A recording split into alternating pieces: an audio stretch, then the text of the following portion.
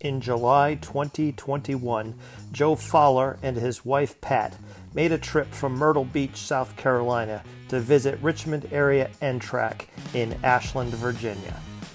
On arrival, Joe ate dinner and rail fanned with us at the Iron Horse restaurant in downtown Ashland.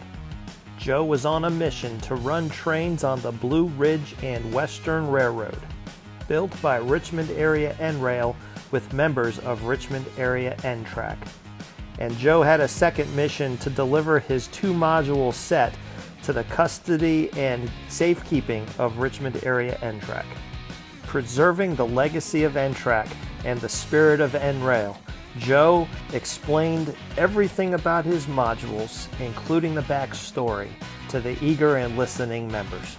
Ride along with us as Joe tells the story of Buncher Railcar Service in Rusens, Virginia. Buncher Railcar Service, Lynchburg, Virginia, James River Division. These 2 modules have been selectively compressed to represent Buncher Railcar Service circa 1986. Located in Lynchburg, Virginia from '72 to present, the company services and repairs mostly tank cars. The area where Buncher is located has also been known as Rusens, a small community. It had its own post office, church, school, a C&O depot, and even a small jail. From the late 1950s up to the very late 60s, IMC owned the plant that produced manganese. Before IMC, E.J. Levino owned the plant and did the same business, that is, manganese production. The steam locomotive that worked at Levino plant may be seen at the Roanoke Transportation Museum. Oriskany Iron and Ore Company worked there for many years also. During the Civil War, a foundry at the west end of Buncher made nails.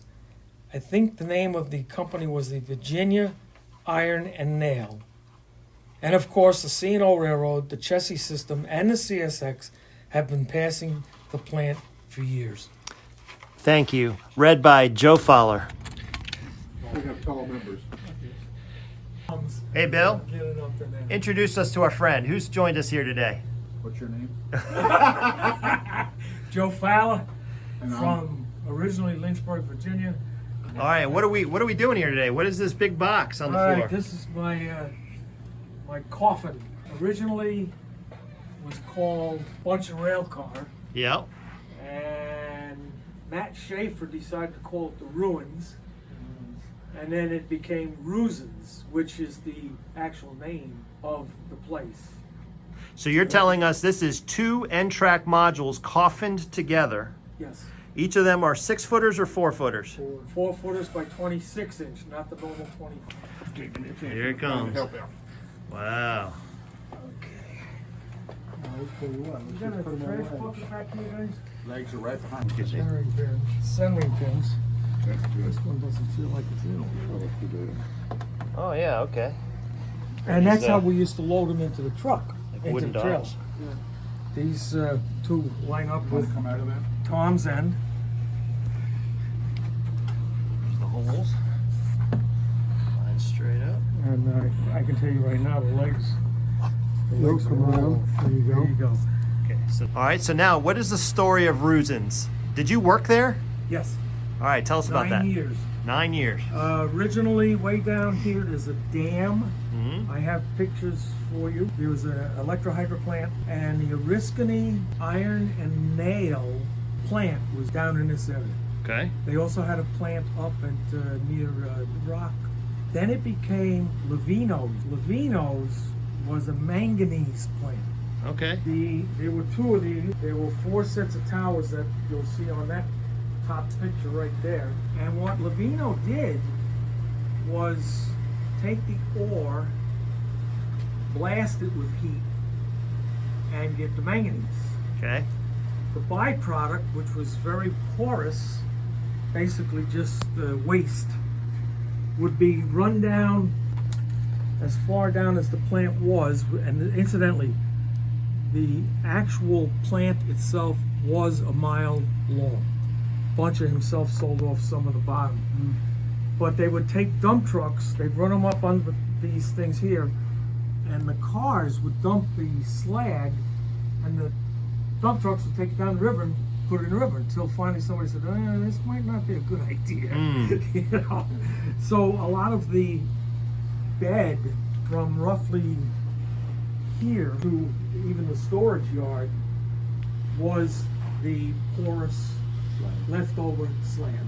And then Jack Buncher, who was a part of Three River Stadium in Pittsburgh, decided to make Rusens. Rusens is the original town that this is based on. Okay. Jack Buncher bought all the yard, etc., and made, primarily, he wanted a tank car repair facility. Hinton became his coal car repair facility. Okay. All outdoors. Right. All outdoors. Repair in place, a rip track. Yeah. Okay. Yeah. And then he owned a place in Young's Wood, outside of east of Pittsburgh. That was primarily boxcars. Okay. And they tried to teach us how to straighten doors, and we made racks, and we did this, and we did that. And the wind-up was that stick to what you know best. Sure. Fixing tank cars. Absolutely. So for the first 6 years of my career, I was a welder, car knocker. This is the exterior paint shop. This is what they call the safety lab. And when I became an inspector, looking east was my desk, my office. Okay. John, I said to you about a story I wanted to tell you about. Yes. The cleaning rack. Cleaning rack, okay. Turn around, we went to Spencer. And when I come back, there's a fellow standing just about where you were. And he looks like he's ready to start crying. Somebody got hurt, somebody got taken away in an ambulance. He looks right at me and goes, I'm so sorry.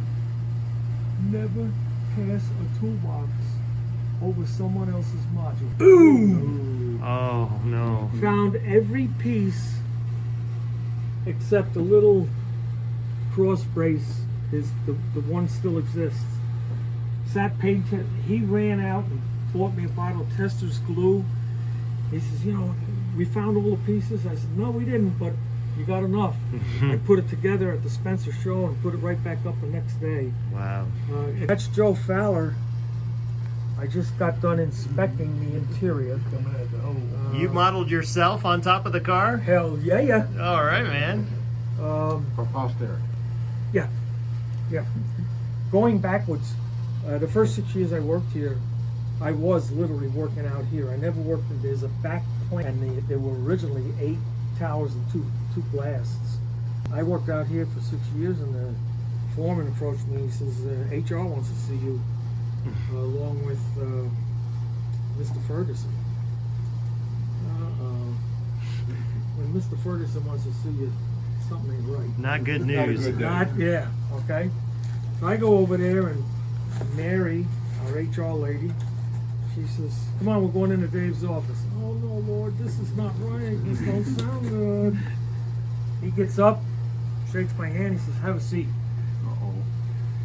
Here it comes. Yeah. He said, how would you like to be an inspector? An inspector. I said, in what capacity? He said, you're an inspector. Wow. He says, we'll have, the fellow's dead now, he was the head engineer. I decided to go to the Virginia employment people, and Joe, as far as education is concerned, you pretty much know what's going on. He says, we're going to teach you how to read flat spots on reels, how to do this, how to do that. The only thing we would request would be that you go to take the exam to become a welding inspector. Well, by now I'm in my late 50s, and I'm thinking, do I really want to spend that $300 to $400 to become a welding inspector? I said, well, you're not going to be making much more money going here, but it's a welding job. Do I really want to suck smoke anymore? Fine, because there's room for advancement. I go to a bunch of Railcar, and somewhere in here, they set up 2 plates, grinding tool, the hood, the whole schmeal.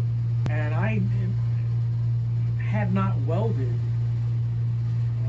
for over 15 years. So the guy says, set up your machine. I went over, cranked it all up, got started, I ground out my plates, I grind them all out, run a 1 inch on the back side, 1 inch on the front side, I get on my knee and I'm going like this. And I got maybe 1.25 inches, 2 inches of overhead. Guy says, when can you start work? And the rest is history. That's awesome. There was a morning, I think I told you. Yeah. Cross over, this is all parking lot for the workers. So standing here and I'm looking to the west, looking to the east, and I look at the plant and I said, Father God, give me the strength to model this. Again, please, I don't want to sound religious or any of that stuff, but he gave me a gift. Yep. And so far, so good. Speaking from the heart, telling the story. It's a life story that's obviously full of micro stories that need to be told, and they are told scenically, aren't they? Yeah. These are your welding shacks. There would be 2 mobile welders. They were actually 40s. I over the years got lazy. I should build 2 more. Technically, 1 went here, 2, 3, and 4. And each shed had 2 welders in it. How about that? And a sidebar, here's another little story within a story. Cargill was the first company to ask Buncher to get 3/16 braided cable, X amount long, with the self-slipping, I want to say lead blocks. Anyway, you look at your shorter, smaller tank cars and you'll see they have a drop valve on the bottom and the safety valve on top. What you would do is take this cable and weave it. We'd have to drill the holes in the 4 bolts holding the safety the drop valve in place, and you would weave it and then run it through this safety device during or after 9/11. Okay. And you would do the same thing for manways. You would have to do at least 3 bolts. And the cable would be longer, so you might hit this bolt, and this bolt, and then lock it. And the safety valve would be the shortest. You'd run it through 1 bolt, so that nobody could tamper with Cargill's syrup cars or corn cars. Yeah. Okay. So that's a throwback to 9/11. Sure. It was Just like a safety wire. yes, Yeah. exactly. Right. The ISO tanks were worked on down here. Joe, in his infinite wisdom, didn't leave enough room. So now the ISO tanks get operated on or worked on up here. Okay. We would take them. I made the spine cars for them. Yeah, show us the card. Very good. There's you can't see it that well, but there's a spine car in there Got too. it. And this one, this would go in this end. There was a blast area, but again, the whole building would probably take up another 3 or 4 inches. So this would be what we call the upper blast, and then the exterior paint shop. There was an interior blast, more modern, here, and then there was another interior blast down, not across the river obviously, but down in the back of the plant. These were fun to make. This is a Magnuson Hobbies or something like that. It was a dual cab. I slit the back cab part out, brought it in together and shrunk it, and this used to be called Big Red. Big Red. Big Red. Big Red was called to Richmond several times to help somebody change a wheel set out. Repair in place. And it wasn't, the boom on that was not powerful enough to lift a car, obviously. With the handrails. We did a show in Hawks Nest, and these two were in the show. Guy did a branch line came down, and it geographically runs just like this around the river. I couldn't find this car. I would roughly between 15 and 20 tank cars for display. So I'm looking, and the fellow says to me, "Joe, are you looking for a tank car?" I said, "Yes, sir, I am." He says, "It was in a wreck." I said, "What?" Yeah, he says, "It kind of fell off your layout." I said, "How does a tank car in here?" He says, "You don't want to know." So it was on this, so that was there. So again, another static display, wherever you guys feel comfortable. This became the stencil shop. Okay.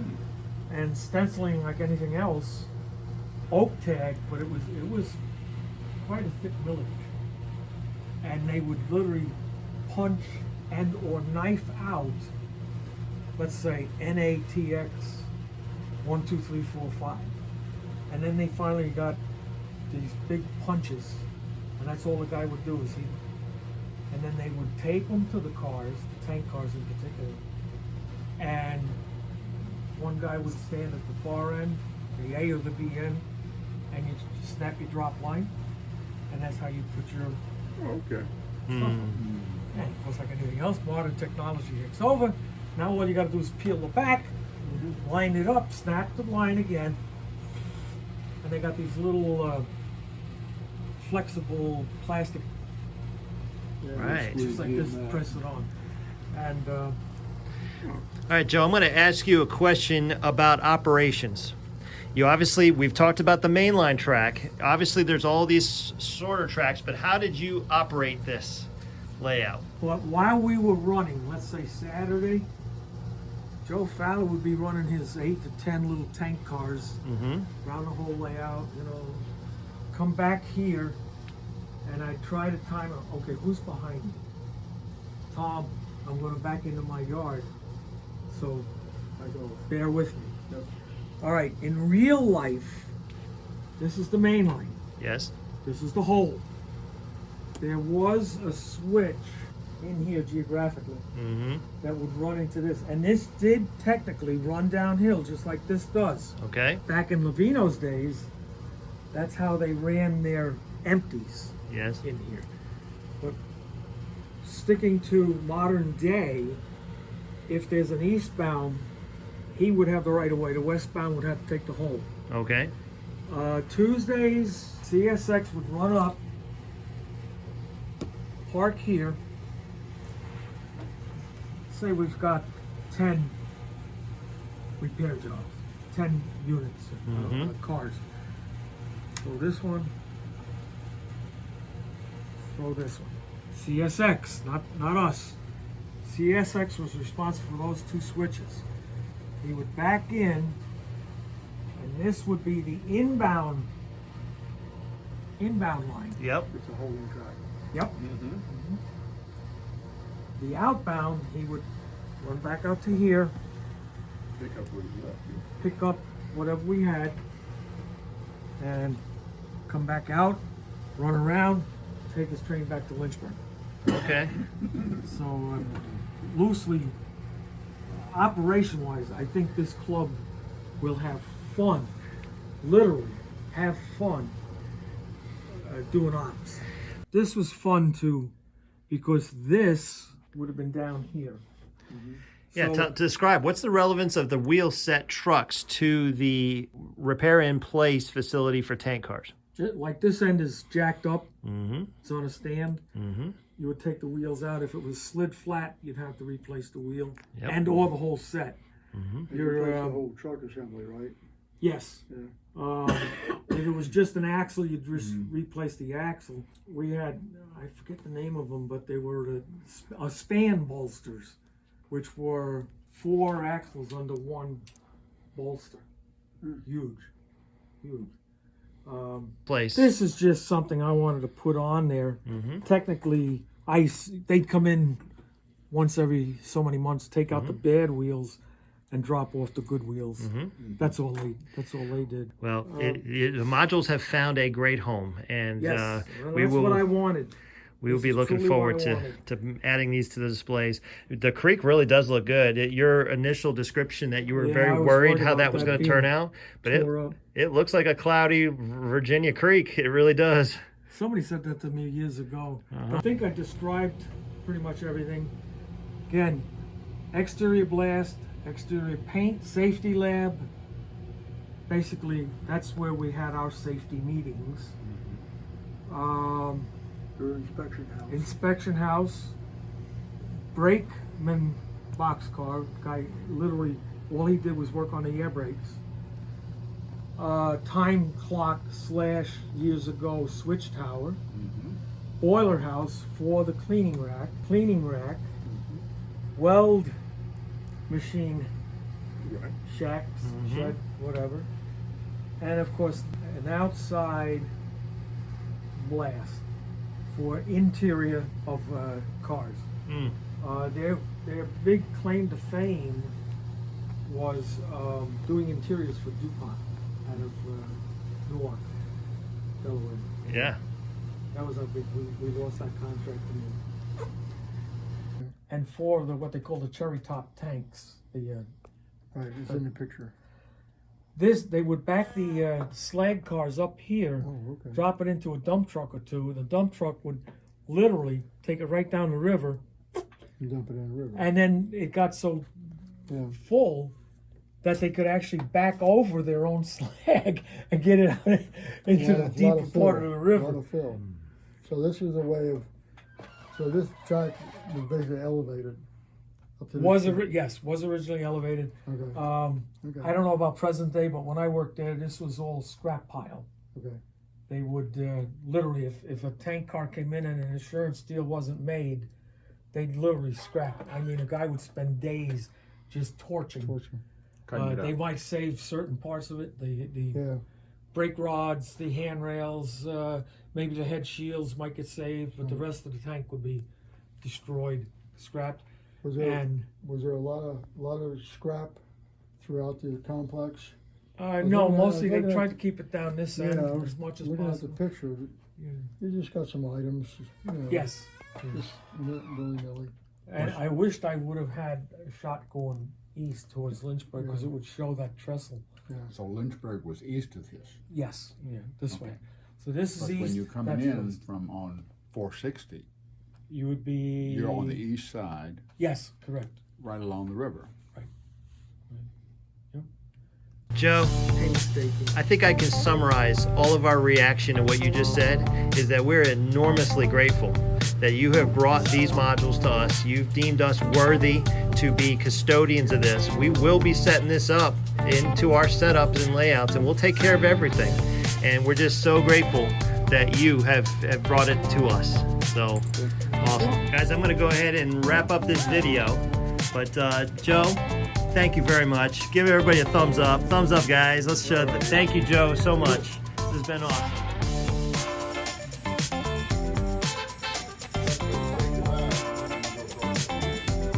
With that, we all left the depot next door and got back to running trains on the Brew Railroad. Thanks for watching.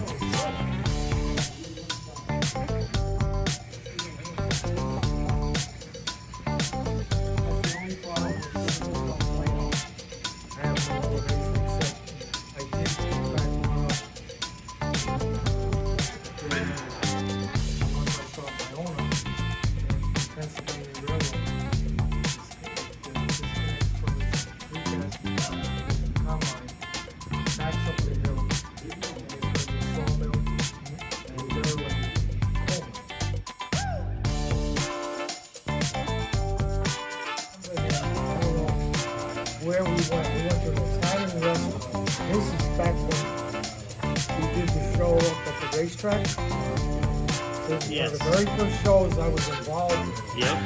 outside of Lynchburg. And Tony B sat at the end of the table